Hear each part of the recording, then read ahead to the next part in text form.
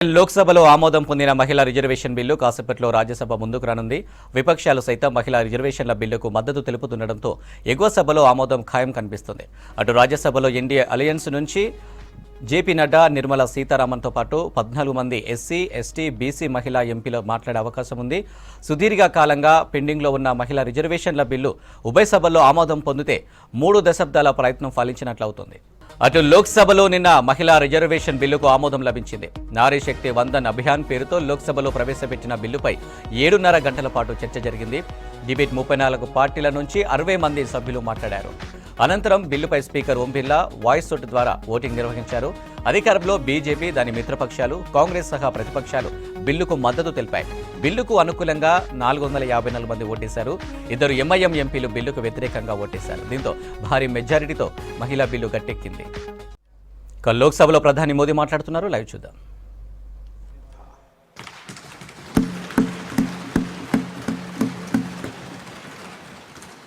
और उस स्वर्णिम फल के हकदार इस सदन के सभी सदस्य हैं।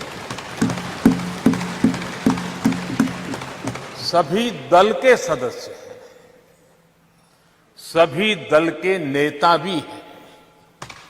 सदन में हो या वह सदन के बाहर हो, वे भी उतने ही हकदार हैं। और इसलिए मैं आज आपके माध्यम से इस बहुत महत्वपूर्ण निर्णय में और देश की मातृशक्ति में एक नई ऊर्जा भरने में ये कल का निर्णय और आज राज्यसभा के बाद जब हम अंतिम पड़ाव भी पूरा कर लेंगे,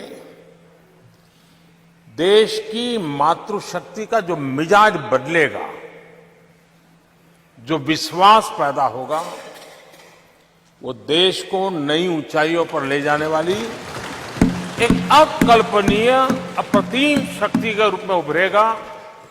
ये मैं अनुभव करता हूं।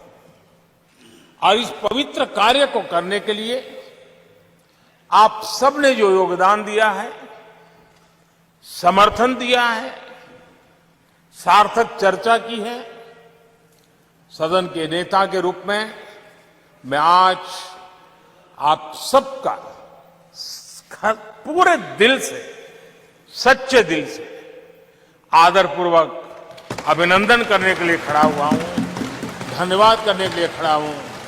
नमस्कार।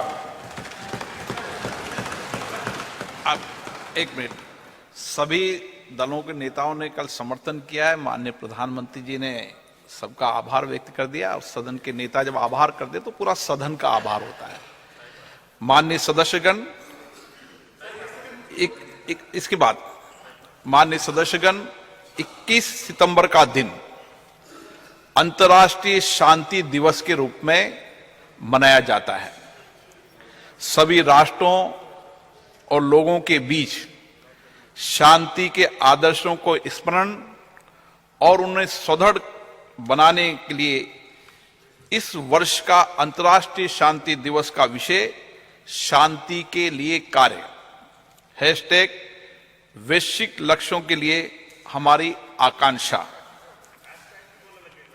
भारत विश्व शांति को प्रोत्साहित देने के लिए सदैव विभिन्न देशों के बीच सहयोग को बढ़ावा देने, परस्पर संवाद के माध्यम से आपसी टकराव का समाधान करने और वैश्विक एवं क्षेत्रीय शांति अहिंसा के आदर्शों को संरक्षित एवं संवर्धित करने के लिए प्रतिबद्ध रहा है।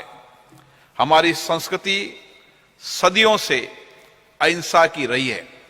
आइए हम इस अंतर्राष्ट्रीय शांति दिवस पर एक ऐसे विश्व के निर्माण के लिए संवाद, संवेदनशीलता, सहिष्णुता और सहयोग की भावना से काम करें, ताकि हम एक शांतिपूर्ण विश्व का सपना साकार कर सकें।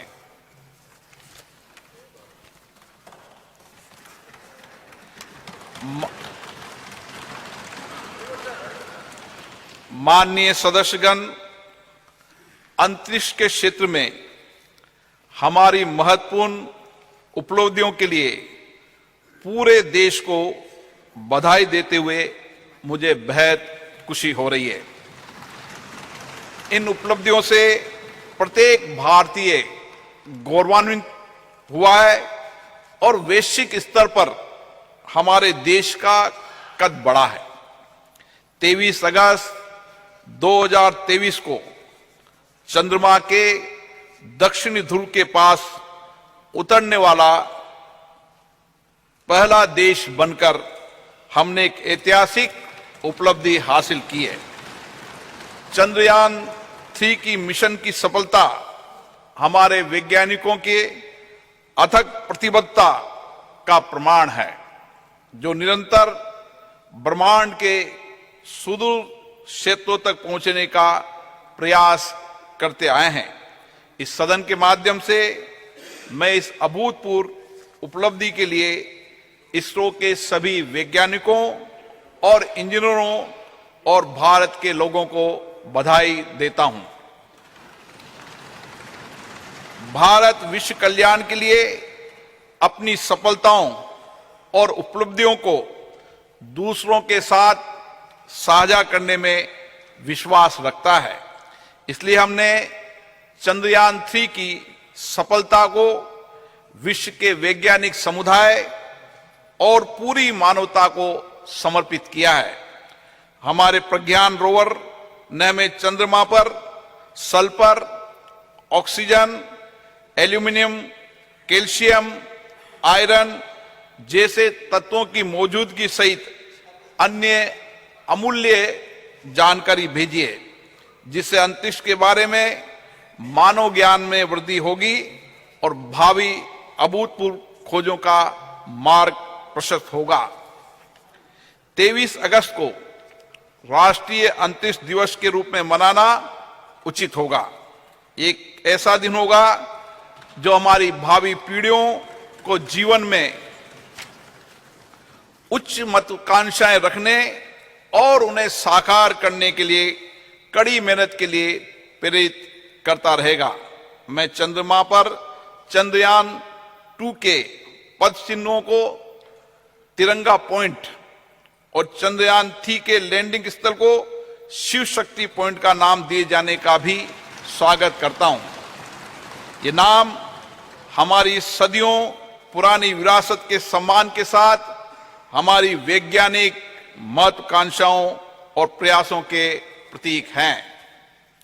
अंतरिक्ष अन्वेषण के क्षेत्र में प्रगति जारी रखते हुए चंद्रयान 3 की सफलता के 10 दिनों के भीतर हमने 2 सितंबर 2023 को अपना पहला सौर मिशन आदित्य L1 लॉन्च किया।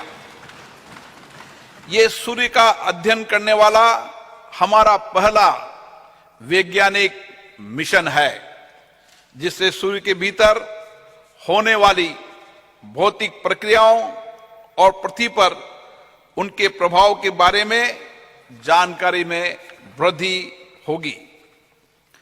चंद्रयान 3 और आदित्य L1 सफल अंतरिक्ष कार्यक्रम होने के साथ ही भारत की वैज्ञानिक और तकनीकी शक्ति के उदय और हमारी प्रतिभा और क्षमता के प्रतीक हैं।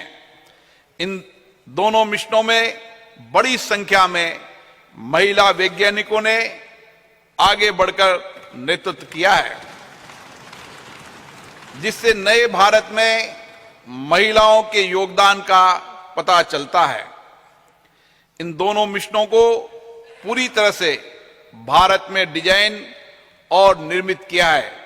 हमारे अंतरिक्ष कार्यक्रम की जो बात दूसरों से अलग करती है, वह हमारी सभी परियोजनाओं में कम लागत। इससे अंतरिक्ष प्रौद्योगिकी में हमारी बढ़ती क्षमताओं के साथ साथ हमारे वैज्ञानिकों की प्रतिभा का परिचय भी मिलता है। इन उपलब्धियों के फलस्वरूप भारत ने अंतरिक्ष के क्षेत्र में विश्व में अग्रणी देशों में अपना स्थान बनाया है। ये सभी उपलब्धियां प्रधानमंत्री माननीय नरेंद्र मोदी जी के नेतृत्व में भारत सरकार के अथक प्रयासों से संभव हुई है। प्रधानमंत्री बनने से पहले भी श्री मोदी जी अंतरिक्ष में गहरी रुचि रही है और चंद्रयान मिशनों के साथ उनका गहरा भावनात्मक जुड़ाव रहा है। 2008 में जब चंद्रयान 1 का सफल प्रक्षेपण हुआ था, वो इसरो गए और व्यक्तिगत रूप से वैज्ञानिकों को बधाई दी। 2019 में जब अंतिम समय में कुछ तकनीकी खराबी के कारण चंद्रयान 2 वांछित उद्देश्य प्राप्त नहीं कर पाए, तो उन्होंने हमारे वैज्ञानिकों के बीच जाकर उन्हें विफलताओं की चिंता किए बिना लक्ष्य प्राप्ति के प्रयास के लिए प्रेरित किया। कोविड-19 के समय जब पूरी दुनिया संकट में जूझ रही थी, ऐसे में माननीय प्रधानमंत्री श्री नरेंद्र मोदी जी इस विपदा का उपयोग अवसर के रूप में किया करते हुए अंतरिक्ष क्षेत्र सहित देश की अर्थव्यवस्था के विभिन्न क्षेत्रों में महत्वपूर्ण सुधार लाने के लिए प्रयासरत रहे। उनके इन्हीं प्रयासों के फलस्वरूप हम विश्व अंतरिक्ष शक्ति बनने की दिशा में आगे बढ़ रहे हैं। पिछले कुछ सालों में अंतरिक्ष स्टार्टअपों की संख्या में रिकॉर्ड वृद्धि हुई है। पिछले साल निजी क्षेत्र में निर्मित पहले रॉकेट विक्रम एस का प्रक्षेपण हुआ है। युवा स्कूली छात्रों ने 2 उपग्रह आजादी सेट और आजादी सेट 2 लॉन्च किए। अंतरिक्ष प्रौद्योगिकी क्षेत्र में हमें महत्वपूर्ण सफलता मिली है, जैसे प्रक्षेपण वाहनों का परीक्षण एक बार में 104 उपग्रह लॉन्च करके हमने विश्व रिकॉर्ड बनाया है। इन उपलब्धियों के फलस्वरूप भारत में दुनिया का नजरिया बदला है। हमारे देश को लेकर विश्व समुदाय के दृष्टिकोण में बदलाव आया है। माननीय प्रधानमंत्री नरेंद्र मोदी जी के दूरदर्शी नेतृत्व और विज्ञान और नवाचार को बढ़ावा देने के कारण ही संभव हो पाया है। हमारा सफल अंतरिक्ष कार्यक्रम उनके जय विज्ञान जय अनुसंधान के आह्वान का सबसे बड़ा प्रमाण है। ये विज्ञान और नवाचार का सबसे अच्छा उदाहरण है, जिसमें स्टार्टअप एमएसएमई को बढ़ावा मिला है, रोजगार अवसरों का सृजन हुआ है, हमारे विकास को भी गति मिली है। कृषि, मत्स्य पालन, संचार, नेविगेशन, राष्ट्रीय सुरक्षा सहित हमारी अर्थव्यवस्था के सभी क्षेत्रों में योगदान के माध्यम से हमारा अंतरिक्ष कार्यक्रम देश के लोगों के जीवन में गुणात्मक परिवर्तन ला रहा है। हमें विश्वास है इन उपलब्धियों में हमारी आने वाली पीढ़ियों को बड़े सपने देखने और अपने सपनों को साकार करने के लिए कड़ी मेहनत की प्रेरणा मिलेगी। सभी देशवासियों को 2047 तक एक विकसित भारत बनाने के लिए मिलकर कार्य करना होगा और अपने आप को पुनः समर्पित करना होगा।